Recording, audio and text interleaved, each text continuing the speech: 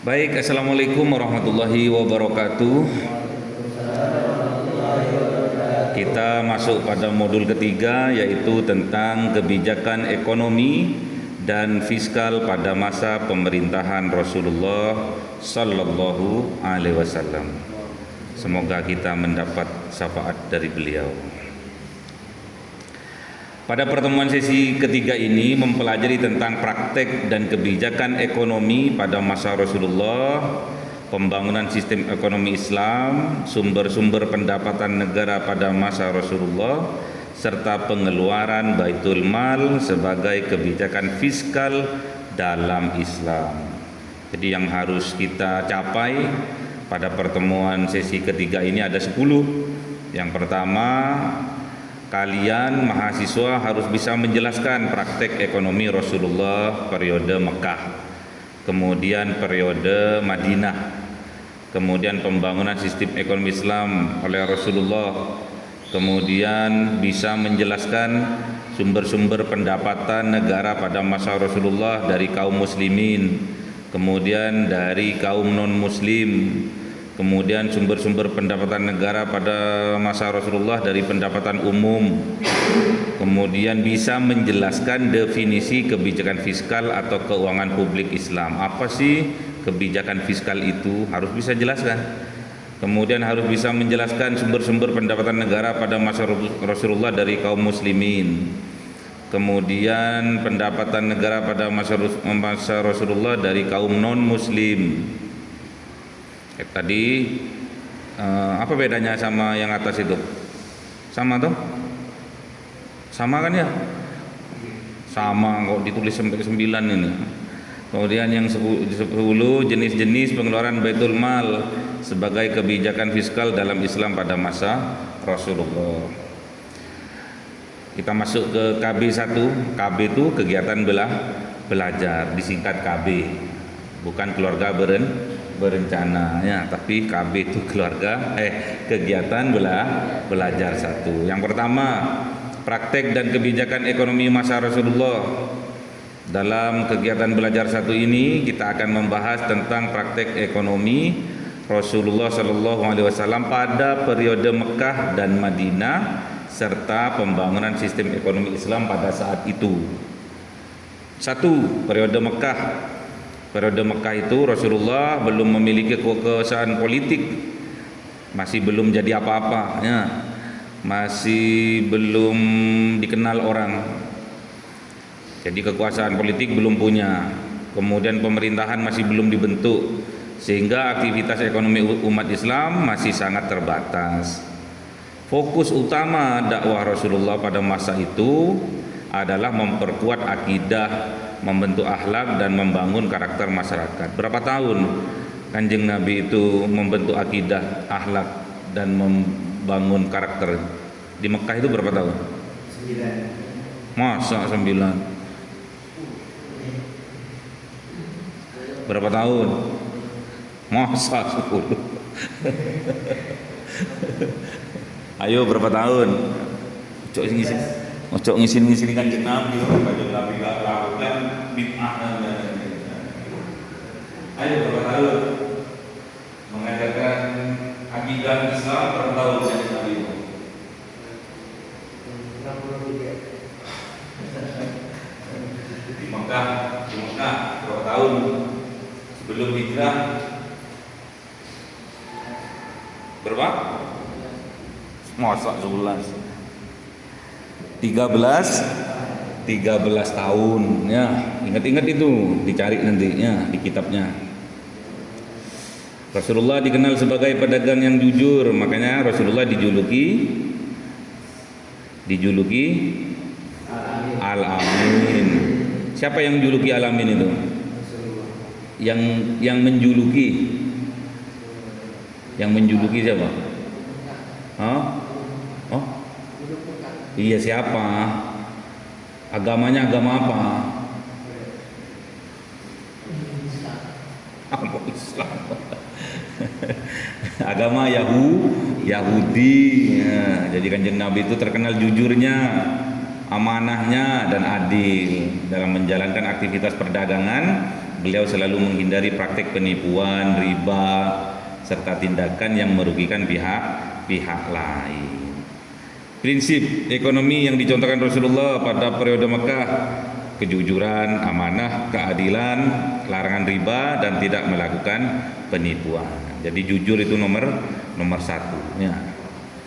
Makanya Kanjeng Nabi itu mempunyai 4 sifat wajib. Apa saja itu? Sidik, amanah, fatonah, tablik. Ya.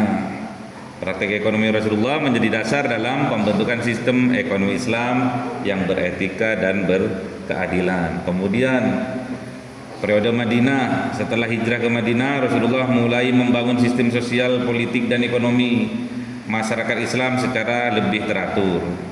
Ditandai oleh apa? Satu, membangun masjid. Membangun masjid apa pertama kali? Masjid Kuba. Kemudian setelah Masjid Kuba, Masjid Nabawi. Ya, Masjid Kuba. Nomor 1 itu Masjid Kuba. Jadi suatu desa sebelum masuk ke kota Madinah. Rasulullah membangun masjid sebagai pusat kegiatan umat Islam. Selain sebagai tempat ibadah, masjid juga digunakan sebagai pusat pendidikan, musyawarah, pemerintahan, dan kegiatan sosial masyarakat. Boleh enggak masjid itu dibuat tempat bulu tangkis?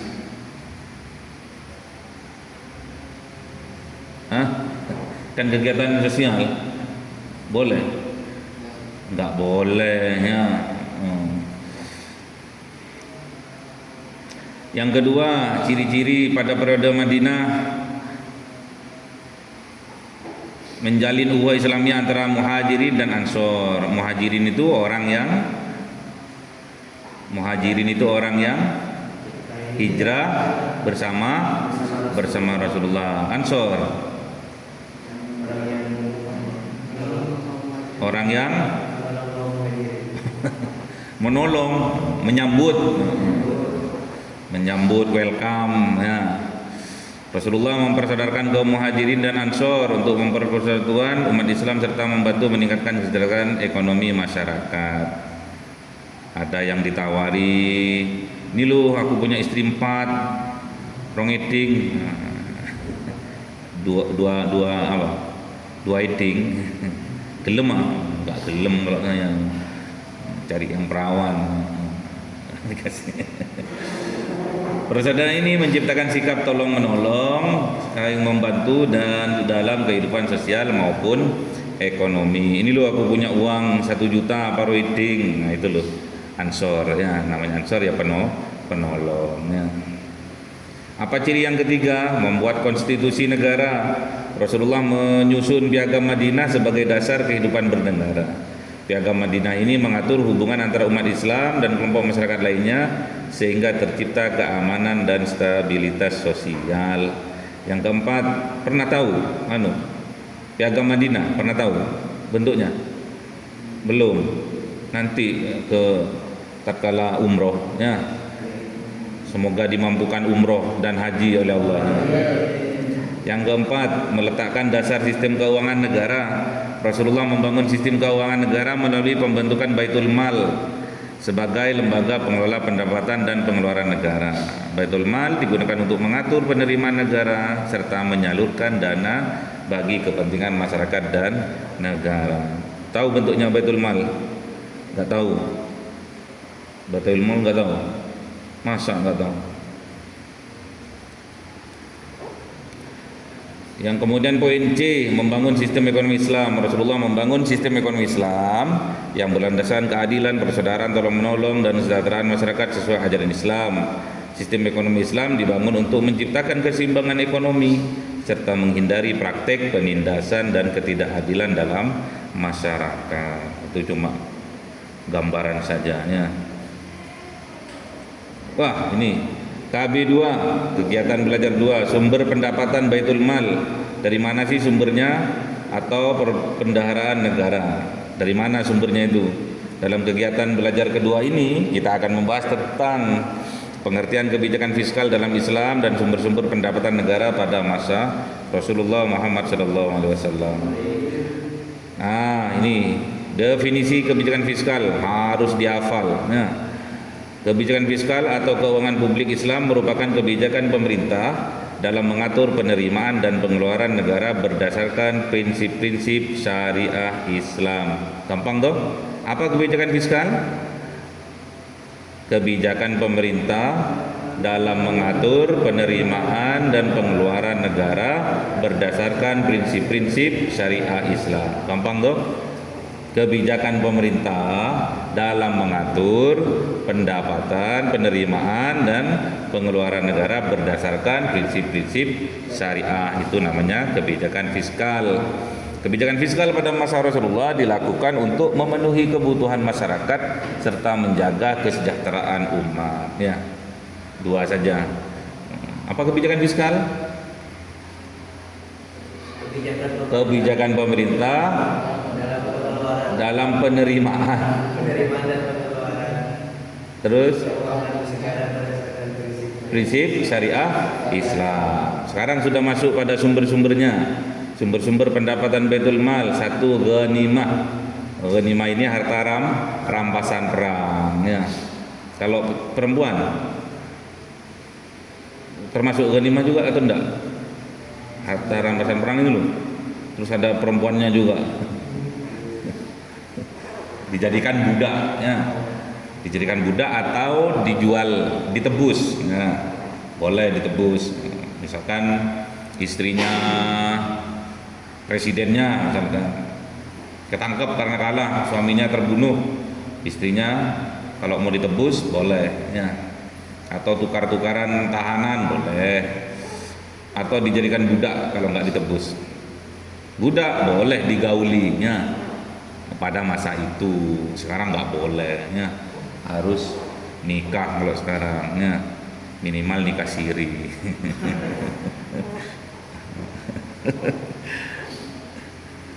Ghanimah adalah harta rampasan perang yang diperoleh kaum muslimin dari peperangan melawan musuh kaum musyrikin. Harta ghanimah dibagikan sesuai ketentuan syariat Islam dan sebagian menjadi pendapatan negara. Rasulullah mendapatkan berapa persen dari harta ghanimah? Ada yang tahu enggak? Rasulullah dapat berapa persen dari harta ghanimah?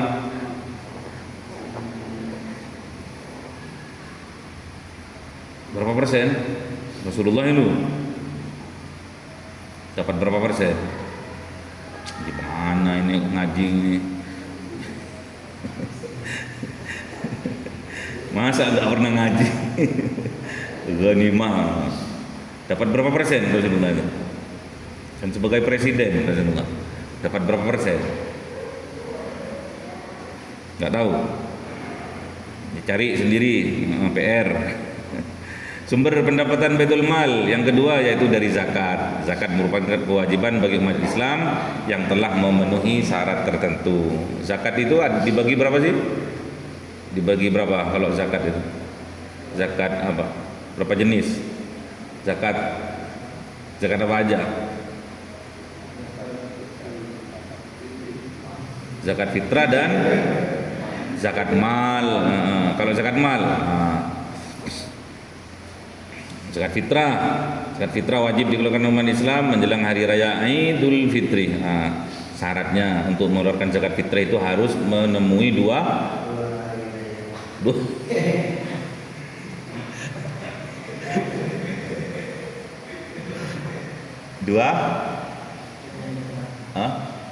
apa?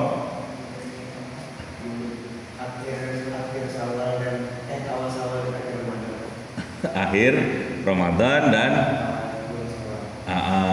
jadi kapan? Jadi wajib udah itu ya. Kalau ada bayi lahir pas tanggal 1 Syawal wajib enggak itu? Oh enggak. Kalau lahir tanggal 30 Ramadan? Lahir tanggal 30 Ramadan mengeluarkan enggak? Mengeluarkan. Kalau 30 Ramadan lahir terus mati.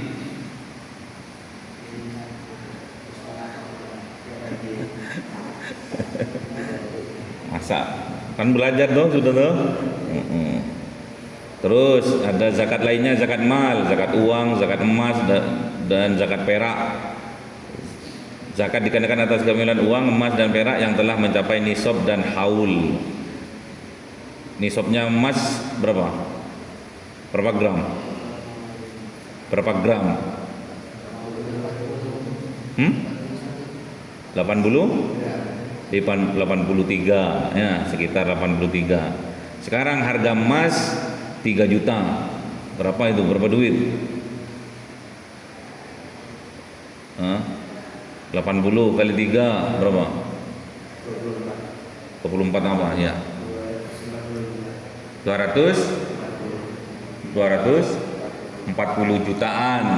Itu baru kena nisab, tapi belum tentu haulnya. Kalau memang tidak dipakai selama 1 tahun, ditaruh di lemari, itu baru kena wajib bayar zakat. Berapa persen? Kalau Imam Syafi'i berapa persen? 2,5%. Kalau Maliki per 10. Berapa persen? Kalau Imam Malik berapa persen? Syafi'i 2,5%. Kalau Maliki 5. Wah, ini ngawur ini ya. Nanti marah Imam Malik nanti ya. Yang zakat hasil pertanian dan hewan ternak, zakat dikenakan pada hasil pertanian dan hewan ternak tertentu sesuai ketentuan syariat. Kalau kambing berapa ekor? 40. Masa? Jangan takut, cuma masak takut. 40. Kalau unta? 5. Iya tak? Harus belajar lagi ya. Kalau sapi nanti biar tahu Gusnya, biar nanti disuruh tonton di YouTube-nya nanti. Itu Gus, santrinya Gus. Ngawur Gus jawabnya. Kemudian zakat harta perdagangan. Zakat perdagangan dikenakan atas aktivitas perdagangan yang telah memenuhi syarat zakat. Apa sih syarat zakat perdagangan itu? Belum. Sudah kan? Sudah kan ya? Nah, apa syaratnya kalau dagang itu?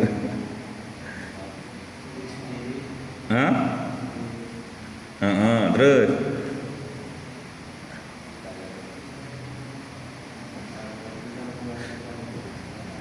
sudah mencapai haulnya. Sama seperti apa? Seperti emas ya. Zakat harta kekayaan yang ditemukan dalam perut bumi namanya harta korun. Apa namanya? Rikas. Oke, betul, rikas. Nanti ada ya, ada soal. Punyanya korun itu yang dulu ditenggelamkan ya. Kemudian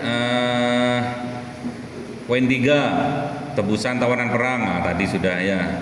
Jadi kalau mau ditebus dipersilakan, kalau tidak ditebus jadi budak atau diperistri ya.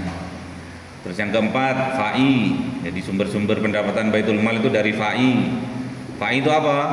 Harta yang diperoleh tanpa melalui peperangan dan digunakan untuk kepentingan umum. Apa itu fa'i itu? Apa fa'i?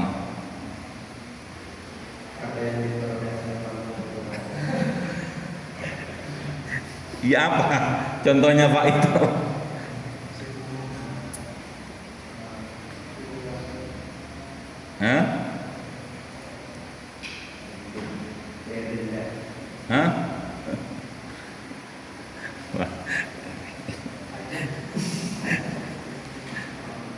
Yang kelima, kharaj.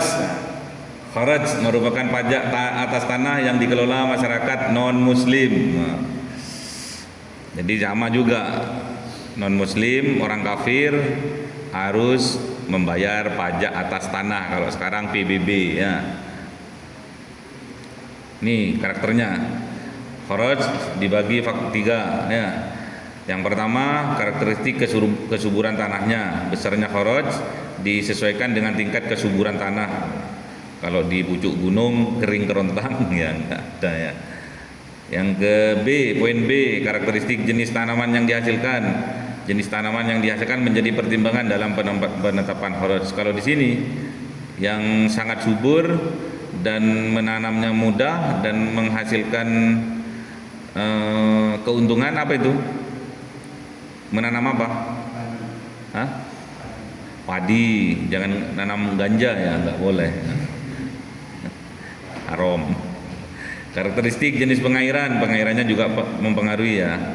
Sistem pengairan tanah juga mempengaruhi besarnya kharaj. Ada pembagian ndak, ada bayar ndak, apa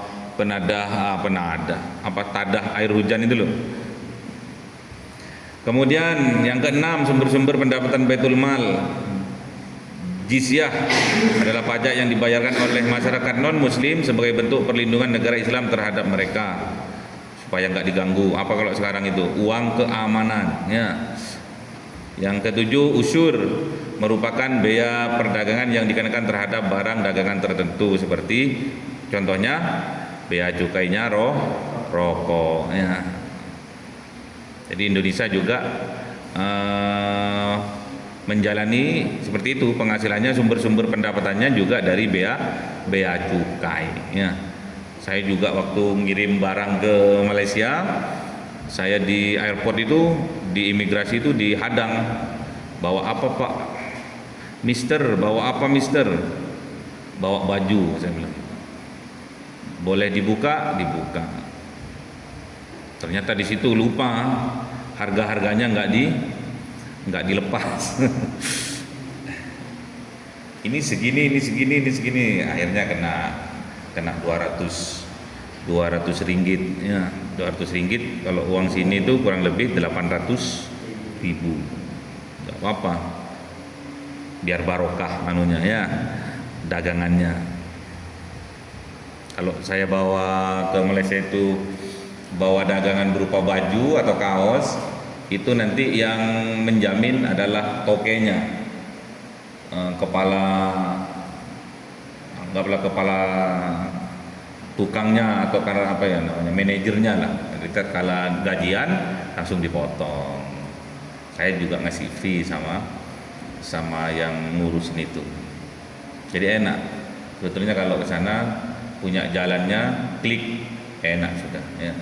Tinggal bawa, bermodalkan 2 juta ya, cuma 2 juta tok, beli di kawasan ya, beli di tempat yang murah-murah, bawa ke sana. Di sana dijual 50 ringgit. 50 ringgit itu 200.000 ya.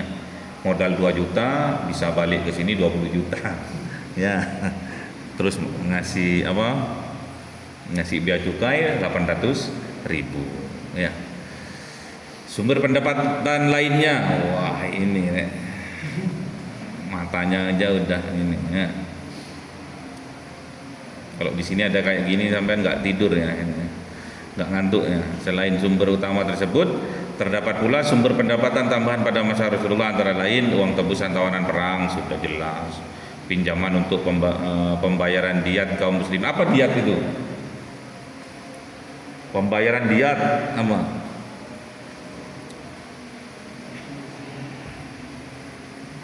Nggak tahu, dicatat ya. PR, rikas, harta karun. Amwal fadilah, apa itu? Amwal kan apa amwal?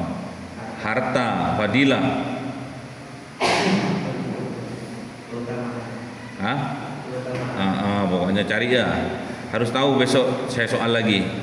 Kemudian wakaf, nawaib, apa nawaib?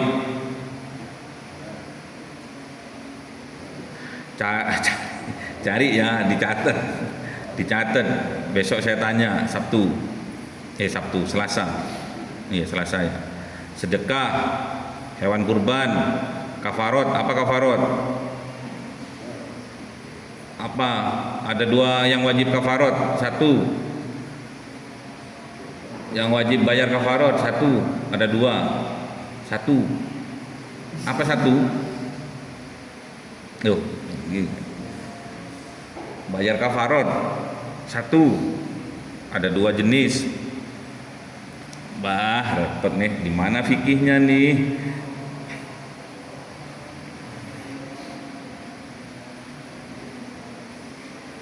Nggak tahu bayar kafarot. Ada dua ya, cari ya nanti. KB 3, kegiatan belajar 3, pengeluaran Baitul Mal, atau kalau sekarang belanja negara. MBG itu dari mana? Ya, dari Baitul Mal itu. Ya, dalam kegiatan belajar 3 ini kita akan membahas tentang pengeluaran Baitul Mal pada masa Rasulullah untuk kepentingan masyarakat dan negara. Ada 7, ya, ada 7 pengeluaran Baitul Mal pada masa Rasulullah.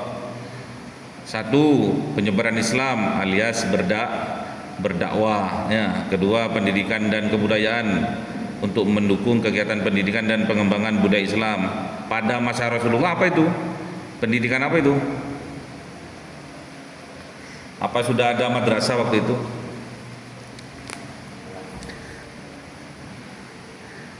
Dicari ya, dicari contohnya. Yang 3, jaminan kesehatan. Apa ada askes waktu itu? Dicari berbentuk apa dulu. Terus pembangunan infrastruktur, apa buat tol, ada tol enggak dulu itu? Kalau sekarang iya, kalau masa dulu enggak tahu. Dicari ya, apa sih maksudnya ini? Dicari.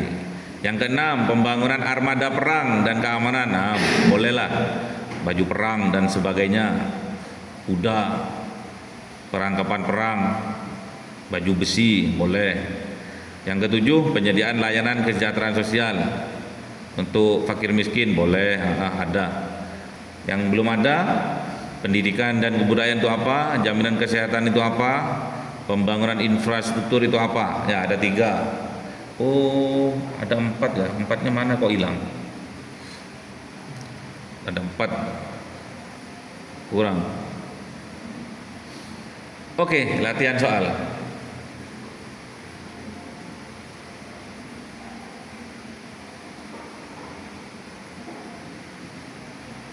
Apa yang dimaksud dengan Baitul Mal?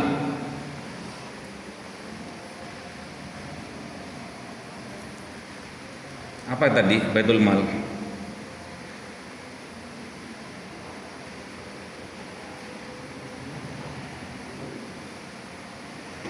Apa Baitul Mal itu?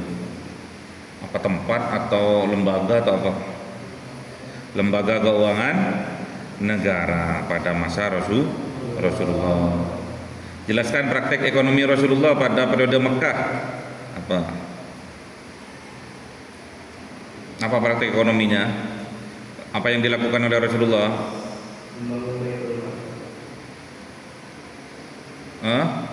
Praktek ekonominya didasarkan pada kejujuran, terus amanah, terus keadilan, terus larangan riba, terus larangan penindasan, ya, penipuan, boleh. Yang 3, sebutkan sumber-sumber pendapatan negara pada masa Rasulullah. Dari apa aja tadi? Zakat. Yang pertama tadi ghanimah, zakat, terus fai itu apa nanti cari ya. Kharaj apa tadi? Pajak. Terus jizyah, terus usur, wakaf, rikas, sedekah dan lain sebagainya, ya. 4, jelaskan pengertian zakat. Ayo zakat. Masa nggak tahu zakat?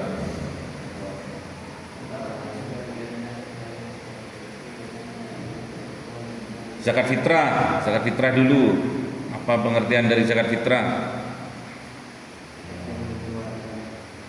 Apa zakat fitrah itu?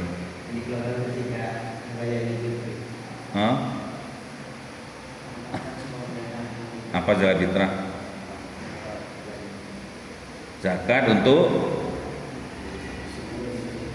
mensucikan diri kita. Kalau zakat mal, zakat untuk membersihkan harta kita. Kenapa kok dibersihkan hartanya itu? Ada apanya di dalam harta itu? Ada hak milik orang lain itu ya. Jadi harus kita betul-betul yakini bahwa di harta kita yang kita dapat melalui perdagangan dan lain sebagainya itu ada hak dari orang lain, terutama hak dari fakir miskin ya. Jadi kalau kalian mengeluarkan haknya si fakir miskin itu, maka keberkahan yang akan ada dalam harta kalian. Semoga kita dimampukan mengeluarkan zakat tiap tahun ya. Yang kelima, sebutkan fungsi pengeluaran Baitul Mal pada masa Rasulullah. Fungsinya apa tadi? Baitul Mal itu loh. Yang ada berapa tuh? 7 tadi. Hah? Untuk apa? Untuk kesejahteraan masyarakat, untuk berdakwah, untuk pendidikan, kesehatan ya, terus pembangunan infrastruktur ya, dan kesejahteraan sosial. Oke. Baik, sekarang tes formatif pilihan ganda. 1. Lembaga keuangan negara pada masa Rasulullah disebut Baitul Mal. Apa Baitul Mal? Keuangan negara pada masa Rasulullah. Pinter gitu. Tinggal dibalik toknya. Yang kedua, harta rampasan perang disebut ghanimah. Yang tiga, pajak tanah Islam disebut kharaj. Bukan jizyah. Bukan. Pajak yang dibayarkan oleh non muslim disebut disebut apa? Betul.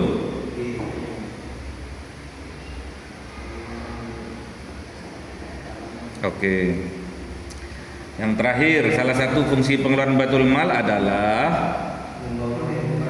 pembangunan infrastruktur. Dicari ya, apa Rasulullah bangun tol atau apa nanti ya dicari. PR. Oke. Selamat berjumpa lagi pada pertemuan sesi keempat. Minggu depan mungkin ya, ujian setengah semester ya, UTS nya. Jadi kalian harus tiga apa ini namanya, 3 poin, 3 pembahasan harus sudah hafal ya. Kemarin yang belum masuk di di sini ada wifi-nya kan ya, bisa nanti pakai pakai apa, pakai YouTube ya. Apa contohnya nanti ini, nanti kebijakan ekonomi dan fiskal pada masa Rasulullah, Dr. Budiono Santoso langsung keluar nanti. Terus kemarin apa yang kemarin? Yang kemarin apa? Yang pertama itu. Yang kedua apa?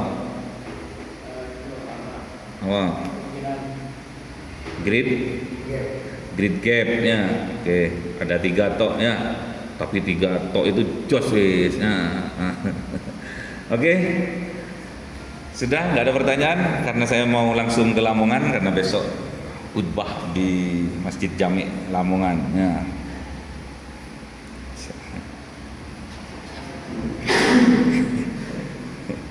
Besok khutbah nih. Khutbah Idul Adha, Idul Kurban. Oke, itu dulu. Sampai jumpa pada minggu depan di UTS ya, ujian tengah semester. Semoga dapat 100 semua ya. Kalau masalah nilai mudah bagi saya, tapi kualitas kalian itu yang lebih utama. Nilainya 80 tapi kualitasnya 100. Nilainya 100 kualitasnya 1000, cocok. Nah, makanya nanti besok tak tanya itu tadi itu infrastrukturnya pada masa Rasulullah seperti apa, harus jawab ya. Tak masukkan ke ujian setengah semester. Terus apa lagi tadi? Apa lagi tadi? Ya, pokoknya itu yang istilah-istilah tadi tolong kalian ini. Salah satunya pasti keluar ya. Soalnya cukup 5 saja. 5 atau 10? Atau 15? 5 gitu ya. Atau 9 3 atau 2 6 berarti ya. Oke, kita tutup dengan doa kafaratul majelis. Semoga apa yang kita pelajari dijadikan oleh Allah ilmu yang barokah, manfaat, menjadikan kita sukses di masa yang akan datang. Bismillahirrahmanirrahim. Subhanakallahumma wa bihamdika asyhadu an la ilaha illa anta astaghfiruka wa atubu ilaik. Assalamualaikum warahmatullahi wabarakatuh. Waalaikumsalam warahmatullahi wabarakatuh.